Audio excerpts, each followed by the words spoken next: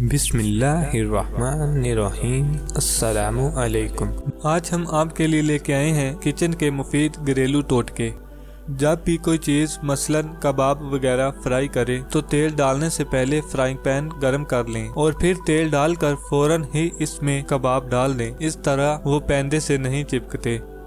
अगर पनीर को ज्यादा दिनों तक महफूज रखना हो तो इसके चारों तरफ नमक लगाकर मलमल के गीले कपड़े में लपेट कर रखें और जरूरत के वक्त इसको धोकर इस्तेमाल कर लें।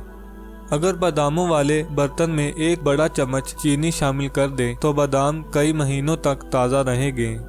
सब्जियां काटते वक्त अक्सर उंगलियों पर काले दाग पड़ जाते हैं। आलू काट कर इन पर रगड़ने या सफ़ेद सिरका मलने से दाग दूर हो जाते हैं। हाथों से लहसुन की बू दूर करने के लिए हाथ बहते पानी के नीचे रखकर इन पर स्टील का चम्मच रगड़ें, बू दूर हो जाएगी। इसके बाद साबुन से अच्छी तरह हाथ धो लें।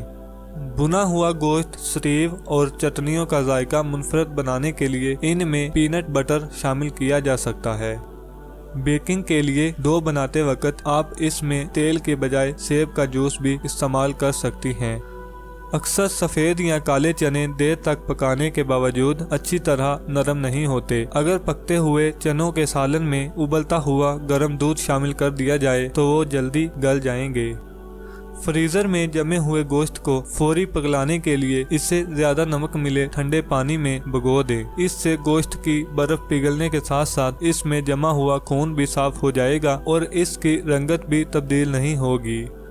कम तेल में मछली फ्राई करने का आसान तरीका ये है कि मछली को धोए बगैर इसको थोड़ी देर के लिए सिरके में भिगो कर रखें। इस तरह एक तो मछली की बू दूर हो जाएगी, दूसरा ये अच्छी तरह साफ भी हो जाएगी। अब मछली को धोने के बाद इस पर नमक और नींबू का रस लगाएं और तकरीबन 5 से 10 मिनट बाद तवे पर हल्का सा तेल लगाकर गरम करें और मछली के टुकड़े इस पर रखकर इनका पानी खुश्क कर लें। जब मछली का पानी खुश्क हो जाए तो इसे ठंडा कर के इस पर मसाला लगाएं और 1.5 घंटे के लिए फ्रिज में रखने के बाद थोड़े तेल में फ्राई कर लें। इस तरीके के मुताबिक मछली कम तेल में भी अच्छी तरह पक जाती है। अगर आपको ये वीडियो पसंद आई है तो इस वीडियो को लाइक करें, शेयर करें और अगर आप मेरे चैनल पर नए हैं तो मेरे चैनल को भी सब्सक्राइब करें और साथ बेल के आइकन को भी दबाएं ताकि हर नई आने वाली वीडियो का नोटिफिकेशन सबसे पहले आप तक पहुंचे।